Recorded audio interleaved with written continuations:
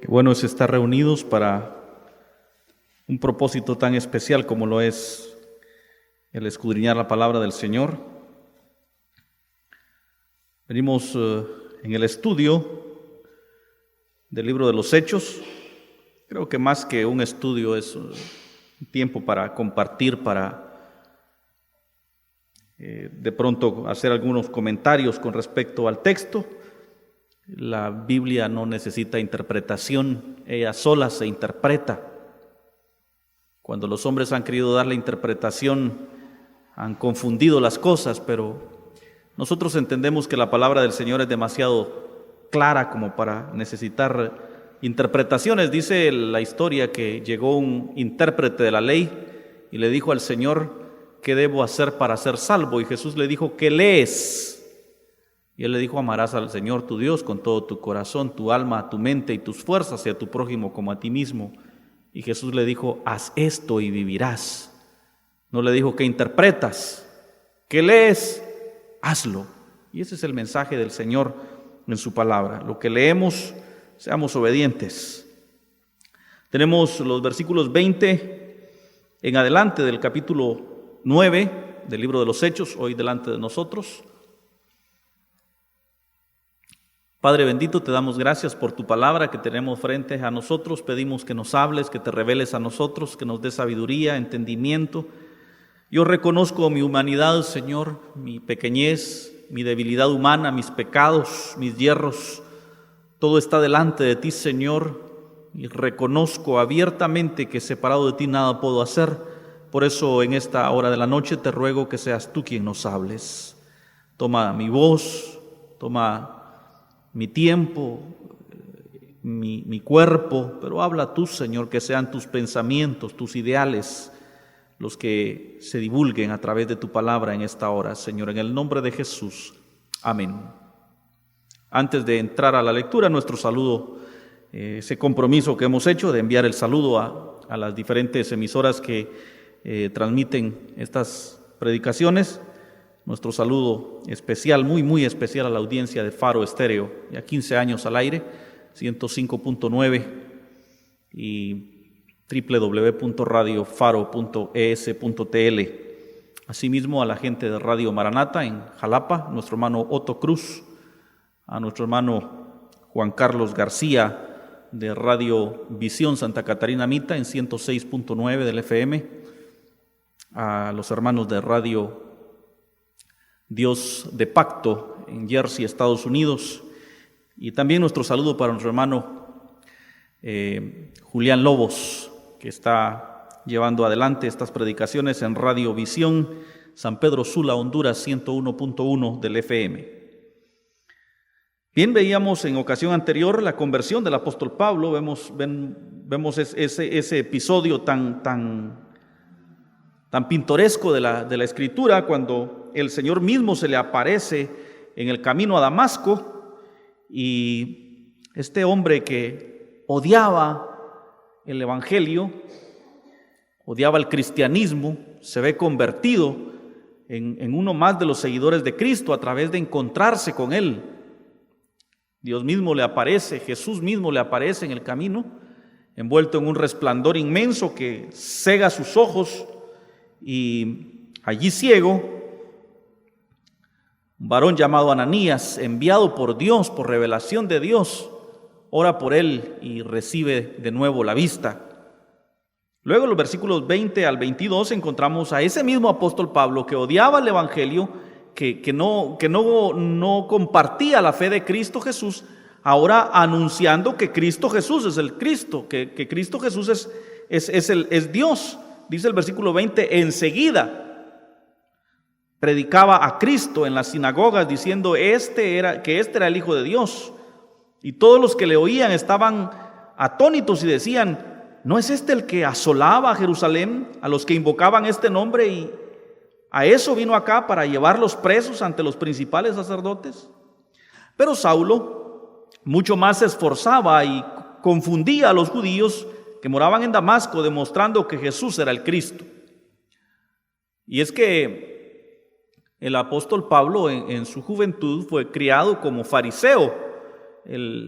la línea de los fariseos era una especie de, le llaman secta, pero en realidad era una corriente del entendimiento de la Torá bíblica, como hoy hay iglesia, asambleas de Dios, del Nazareno, Príncipe de Paz, Emanuel, Centroamericana. Pues así dentro del judaísmo existían los fariseos, los saduceos, los estoicos y una serie de corrientes distintas, pero que su raíz era el judaísmo, era guardar la ley judía. Dentro de los más estrictos en el cumplimiento de la ley, dentro de los más severos en exigir, estaban los fariseos, y Saulo había sido enseñado como fariseo, era alumno de un gran fariseo llamado Gamaliel, muy reconocido por ser un hombre entregado al estudio de la palabra. Y ese conocimiento que Saulo tenía lo hacía saber toda la escritura bíblica. Todos los libros del Antiguo Testamento, los profetas, él los conocía y sabía lo que la escritura decía. Pero su entendimiento había quedado hasta Malaquías, por cuanto él no creía que Jesús era el cumplimiento de las profecías. Él esperaba que viniera un Mesías, no reconociendo a Jesús como tal. Pero cuando éste se le aparece en el camino y le dice: yo soy Jesús al que tú persigues, dura cosa te es cucar el aguijón. Entonces Saulo entiende que Jesús es el Mesías, lo pudo ver, y eso era algo innegable. La experiencia del apóstol Pablo era algo que no podía él omitir o decir: esto no es de Dios. Se me ocurre que hay personas que son tan duras de corazón, tan difíciles de venir al entendimiento de la palabra de Dios, que Dios en su misericordia se manifiesta a ellos de maneras especiales. Algunos que les quiebra una pata, dijo, un pie. A otros se les aparece en visiones, en revelaciones. Y ya vemos unos que a lo mejor fuimos un poco más blandos a la palabra, escuchamos el mensaje y lo creímos. Pablo era un hombre tan duro de corazón, que la única manera de persuadirlo era que Jesús mismo viniera y le dijera: yo soy el Cristo. No había otra manera. Es más, dice que respiraba amenazas y muerte en contra del cristianismo, en contra de los que creían en Jesús. Entonces se le aparece, en su misericordia quiso alcanzarle y dice: el instrumento escogido me es este, le dice a Ananías cuando lo envía.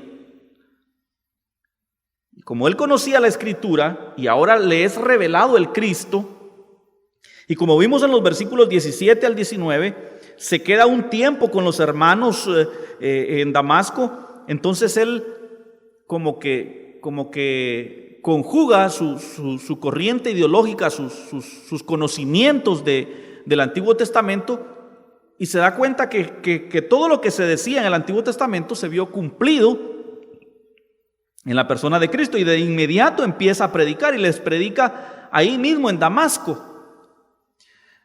Quiero señalar que aquel que verdaderamente se convierte al Evangelio, mis hermanos, yo sé que a algunos no les va a gustar lo que voy a decir, pero aquel que se convierte de todo corazón, aquel que ha nacido de nuevo, aquel que no vino por invitación de persona humana, sino porque el Señor le convenció, no necesita ir al instituto bíblico para predicar el Evangelio. El que ha nacido de nuevo tiene el gozo en su corazón, y con sus propias palabras y en su propio entendimiento no cesa de hablarle a los demás del amor de Cristo. Mire, tener a Cristo en nosotros es un gozo tal que no podemos dejar de hablar del amor de Dios por los diferentes medios que el Señor nos provee. En el trabajo, en la escuela, en el colegio, en la vecindad, hoy por los medios electrónicos, por todos lados estamos llevando palabra de Dios. Un cristiano nacido de nuevo no pasa inadvertido. La gente sabe que es cristiano porque él lo dice abiertamente y vive hablándole a los demás del amor de Cristo. No cabe duda que es un cristiano. Un cristiano camuflado, un cristiano camaleón, de esos que se adaptan al color del mundo, no es cristiano, no ha nacido de nuevo. El apóstol Pablo recién recibe la vista y empieza a predicar en Damasco. Y este es el reto para todo cristiano evangélico. Y la pregunta: ¿qué estás haciendo con el talento que Dios te dio? Con la salvación que Cristo te dio. Dios no salva a la gente por gusto. Pablo era un instrumento escogido, como tú lo eres. Un instrumento escogido. No estás aquí por casualidad. A lo mejor hay alguien que viene a la iglesia porque le exigen que venga. Porque si no se enojan en la casa si no voy. A lo mejor hay alguien que viene a la iglesia porque, no sé, algún interés adicional, una ganancia secundaria en venir a la iglesia. Si ese fuera el caso, arrepiéntete. Pero si no, es importante que demos palabra de Dios.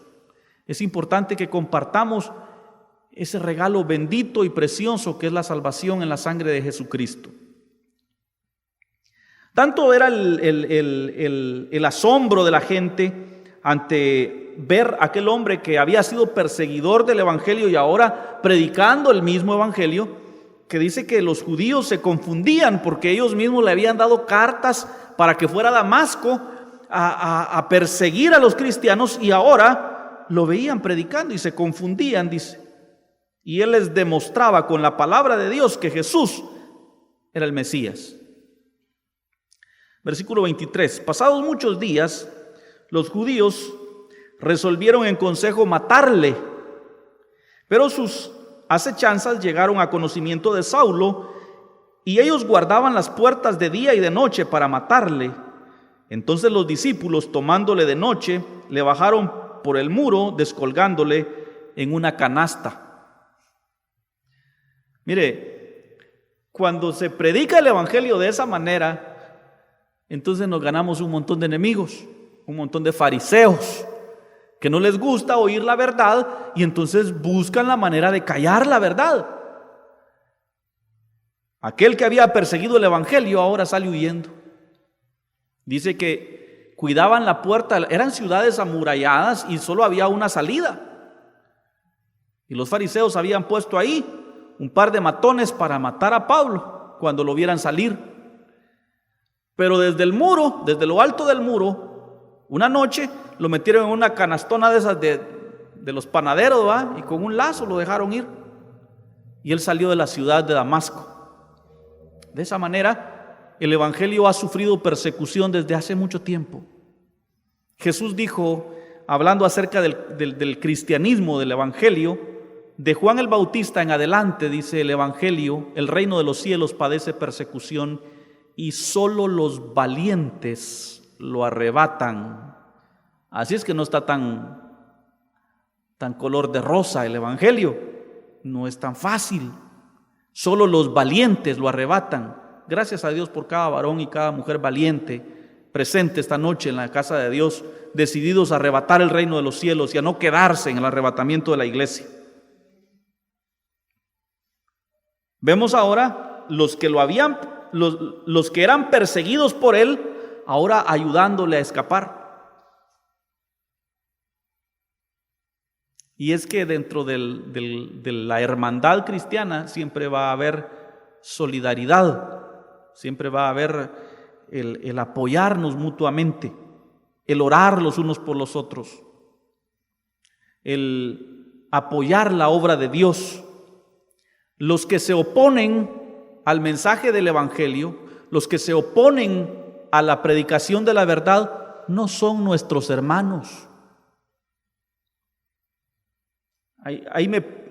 Miren, no le pido perdón porque es la verdad, pero tengo que decirla. Hay gente detrás de los púlpitos escondiendo la verdad y dicen: el Señor me mostró en esta noche que Dios me muestra que hay en esta noche un hermano con 100 quetzales guardados y Dios te los está pidiendo. Dice, y en una congregación de 500 gentes, imagínense cuántos tenían 100 quetzales guardados. y se identifican y pasan a dejarlo. Pero no le dicen a la gente la verdad. Iglesias donde no se predica que Cristo viene, iglesias donde no se habla que hay un infierno, iglesias donde no se habla que hay un cielo, una gloria preparada para los que le esperan. Si tú asistes a una iglesia donde no se está anunciando la venida de Cristo, si tú asistes a una iglesia donde se te está cobrando por predicar, donde se te manipula diciéndote que si no das tus diezmos te vas a ir al infierno, si tú asistes a ese tipo de iglesia, escapa por tu vida. Te están timando, te están robando. Ladrones son estos. Los diezmos y las ofrendas se dan en gratitud a Dios, en adoración a Dios. Si quiere lo da, si no quiere no lo da. Al cabo es su relación con Dios. Pero la salvación no se vende. La salvación es tan cara, que Jesús la pagó toda en la cruz del Calvario con su sangre bendita y preciosa. De esta manera, cuando se predica el evangelio verdadero, es perseguido. Y algunos quisieran hasta matarnos. Por ahí me mandaron uno hace unos meses a decirme que si no vendía la radio. Dijeron, le ofrecemos buen pisto y entonces sí lo callamos, ¿verdad? Y le dije yo, hermano pastor, ¿usted vendería la iglesia que tiene? No, me dijo, pues yo tampoco vendo el ministerio que Dios me ha puesto en mis manos. Que le vaya bien. Versículo 26. Cuando llegó a Jerusalén, trataba de juntarse con los discípulos, pero todos le tenían miedo, no creyendo que fuese discípulo del Señor. Mire, yo quiero que usted note en este versículo la palabra discípulo, porque dice, cuando Pablo llegó a Jerusalén, trataba de juntarse con los discípulos. Pero todos tenían miedo, no creyendo que Pablo fuese discípulo. Hermanos, porque no se trata de ser un creyente más, un cristiano más, un miembro más de la iglesia, miembro en plena comunión. Se trata de ser discípulo, de parecerme cada día más a Jesús, de querer ser como mi maestro. De eso se trata. No dice, no creían que Pablo se hubiera convertido. Dice, no creían que Pablo fuese discípulo. Porque hay mucha gente dentro de las iglesias que no son discípulos, que siguen al Señor de lejos. Habían 12 discípulos y habían multitudes que llegaban solo a oír. Y Jesús les dijo un día, ustedes me siguen por los panes y los peces, les dijo. Muertos de hambre. ¿Ah? Jesús así predicaba.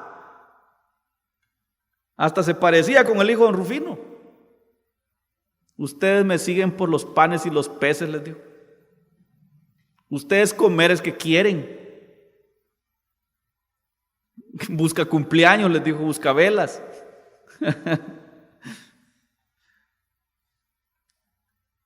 Pero el que ha nacido de nuevo, mis hermanos, tiene hambre y sed de palabra de Dios. Y no solo para oírla, sino para ponerla por obra. Esos son los discípulos. Entonces, versículo 27, tomándole Bernabé, lo trajo a los apóstoles y les contó cómo Saulo había visto en el camino al Señor, el cual le había hablado, y cómo en Damasco Pablo había hablado valerosamente en el nombre de Jesús, y estaba con ellos en Jerusalén, y entraba y salía y hablaba denonadadamente en el nombre del Señor, y disputaba con los griegos, pero estos procuraban matarle. Cuando supieron esto, los hermanos le llevaron hasta Cesarea y lo enviaron a Tarso. Entonces, las iglesias tenían paz por toda Judea, Galilea y Samaria, y eran edificadas andando en el temor del Señor, y se acrecentaban fortalecidas en el Espíritu Santo. Así como hay tiempos de persecución a la iglesia, también hay tiempos de bonanza.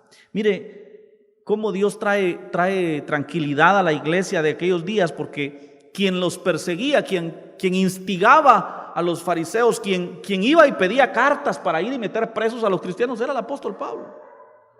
Y a el Señor se le aparece en el camino y lo transforma, lo convierte en una nueva criatura, y ahora él es anunciador del evangelio, y los hermanos tenían paz. Algo interesante que dice el versículo 31, es que las iglesias eran edificadas porque andaban en el temor del Señor. Mire, temor del Señor es lo que ya no hay. Ya la gente no tiene respeto por Dios, ni por su palabra, ni por la obra. A la gente le va y le viene, les es indiferente. Y mire, en parte tienen razón. Porque en primer lugar el Espíritu de Dios no les ha alumbrado. En segundo lugar, anda un montón de gente que se dicen evangélicos, se dicen creyentes en Cristo, se dicen iglesias cristianas. Y otra vez vuelvo a lo mismo, solo están timando a la gente, solo la están bolseando a la gente. Yo me quedo sorprendido en el sentido de que hermanos que se dicen cristianos, entre comillas, que tienen una Biblia y que se supone que oran, son los que están ahí detrás de estos falsos, llevando dinero, llevando el televisor, regalando el carro, regalando la casa, regalándole que vamos a reconciliar a Dios con Guatemala. Dice, como si Dios estuviera bravo con Guatemala. No, que vamos a reconciliar a Guatemala con Dios tampoco. El Señor Jesús derramó toda su sangre para reconciliar al mundo con Él. No necesita 40 millones. Lo que necesita es que los cristianos verdaderos hagamos resplandecer su luz ahí donde vivimos. El evangelio es de uno a uno.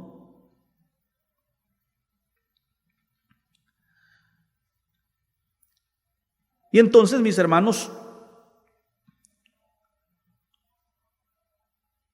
la iglesia era edificada porque andaba en el temor del Señor. Yo decía, el temor se ha acabado, ya no hay respeto.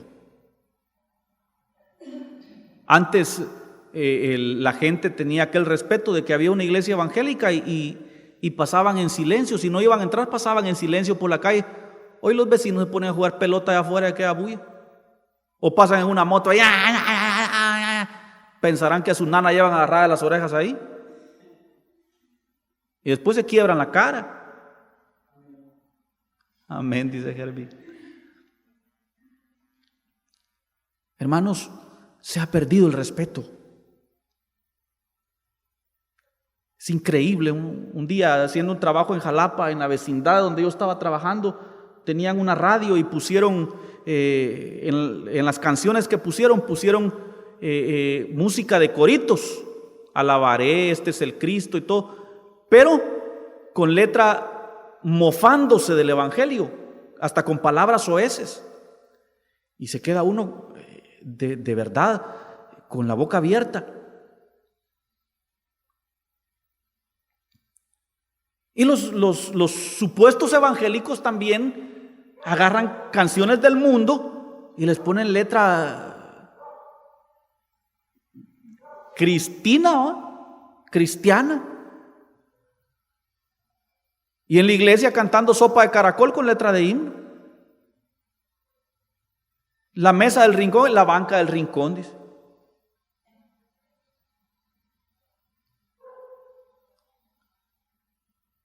Y todos los arreglos musicales, todas las introducciones de las canciones suenan en los supuestos himnos cristianos.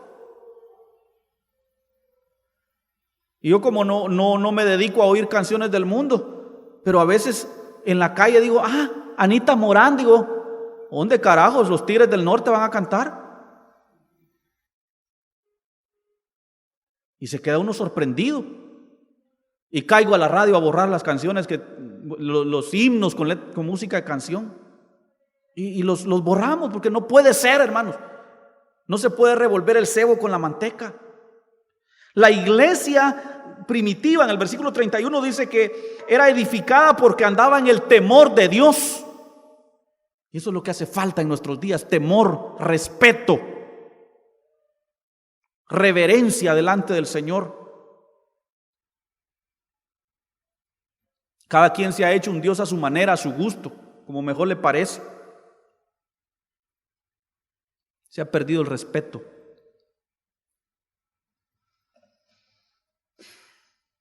Versículo 32. Aconteció que Pedro, visitando a todos, vino también a los santos que habitaban en Lida, y halló allí a uno que se llamaba Eneas, que hacía 8 años que estaba en cama, pues era paralítico. Y le dijo Pedro: Eneas, Jesucristo te sana, levántate y haz tu cama. Y enseguida se levantó. Y le vieron todos los que habitaban en Lida y en Sarón, los cuales se convirtieron al Señor. Mire, hay muchas cuestiones que tendríamos que hablar con respecto a la sanidad divina. Encontramos a un Pedro lleno del Espíritu Santo que visita esta ciudad de Lida, encuentra a Eneas postrado en cama, paralítico de hacía ya 8 años, y dice que se puso a orar y hablaba en lenguas y le decía: espíritu de enfermedad, te echo fuera, fuera, fuera. ¿Verdad que no? Le dijo Eneas: Jesucristo te sana, levántate. Y es que cuando el Señor está con uno y por uno, no hay necesidad de armar escándalos, hermanos. Y si el Señor quiere, Él responde. Y si Él no quiere, aunque usted grite, brinque, retose, baba santa, caída santa, risa santa, lo que usted haga, todos los parapetos que usted pueda hacer, Dios hace su soberana voluntad, porque Él no ha dejado de ser Dios. Aleluya. Y entonces dice la Escritura que la sanidad de Eneas redundó para la conversión de la gente de Lida y de Sarón. Y ese versículo 35 es poderoso porque dice un par de cosas que me dejan con la boca abierta, porque por un lado, la sanidad de Eneas no es una cuestión de capricho, porque no quiero que me duela. Mire, en 8 años Eneas ya estaba hecho a vivir en una cama. ¿Usted cree que no se acostumbra uno en 8 años? Creo que en 8 años, muy paralítico puede ser uno, pero al final de cuentas uno se acostumbra a ese tipo de vida. Y él está ahí postrado 8 años y se acostumbró a ese tipo de vida.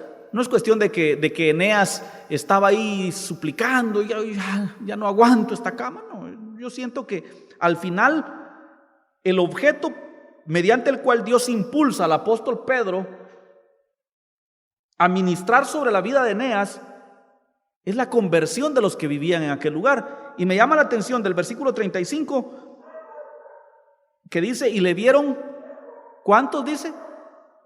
Todos. Y luego, haciendo alusión a esos todos, dice: los cuales se convirtieron al Señor. Pocos se convirtieron con la sanidad de Eneas. ¿Aló? Fue una multitud. 2 ciudades enteras vienen al conocimiento de Dios por la sanidad de aquel paralítico. Hoy se anuncia gran campaña de sanidad divina, poder y milagros, noche profética con el profeta de República Dominicana, fulano de Tol. Y entonces va la gente que quiere ser sana, pero nadie va porque quiere ser salvo. Y buscan que Dios los sane, pero seguir viviendo su vida pecaminosa. Y así no funciona, pues. Eneas no estaba pidiendo ser sano, pero a través de su sanidad, 2 comunidades completas se entregan a Cristo. Aquí no se trata de hacer show a ver cuántos se sanan. Aquí se trata de ver cuántos se salvan.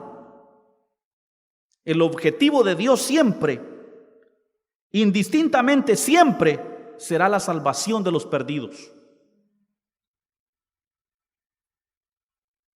Y aquí la respuesta, porque muchas veces le hemos preguntado a Dios: ¿por qué no me sanas? ¿Por qué este dolor no se me quita? ¿Por qué no obras un milagro? Señor, ¿por qué no haces? Y Dios permanece en silencio.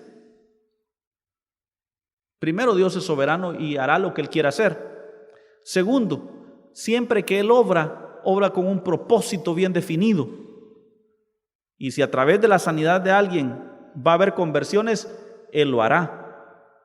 Pero si a través de tenerte enfermo vas a estar humillado delante de Él, enfermo te tendrá el Señor. Yo les he contado cómo funciona en el pastoreo de ovejas. Dice que las ovejas son tan obedientes, pero tan obedientes, que donde está el pastor, ahí quieren estar ellas. Si el pastor las lleva a beber agua, beben, y si no, no. Y aunque el arroyo, la quebrada pase ahí cerquita, ellas no van. Y si el pastor camina, ahí van ellas, y las cambia de lugar donde pastar, pero es él. Pero no falta alguna con complejo de cabra, no de oveja.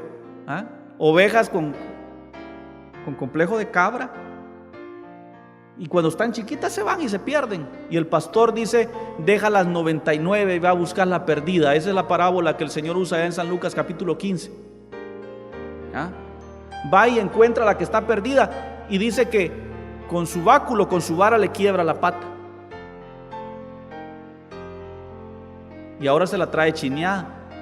Y a donde quiera que el rebaño va, el pastor tiene que llevarla chineada y darle de comer en su boquita. Cuando al fin de 3-4 meses la ruptura del hueso ha sanado, entonces aquella oveja que se descarriaba, ya no quiere apartarse del redil. Si la enfermedad que estamos pasando, si la crisis que estamos pasando, si la pobreza si cualquier circunstancia que estemos viviendo es el instrumento de Dios para acercarnos a Él, en vez de preguntar por qué, digamos sí, amén, aleluya. Padre, te damos gracias por tu palabra. Gracias porque estás con nosotros. Gracias porque eres bueno. Gracias, Señor, porque te revelas a nosotros, y en estos versículos que hemos comentado, Señor, de alguna manera ruego sean para edificación de los que lo escuchan, Señor, y los que hayan de escucharlo aún. Pongo en tus manos esta palabra. Me desentiendo, Señor, del compromiso, porque mi deber era arrojar la semilla. Hazte cargo tú de la tierra. Dice el apóstol Pablo sembró, Apolos regó, pero el que hace germinar la semilla eres tú, Señor. Mi misión esta noche fue poner la semilla. Hazla germinar, hazla producir, Señor. En el nombre de Jesús te lo ruego. Amén.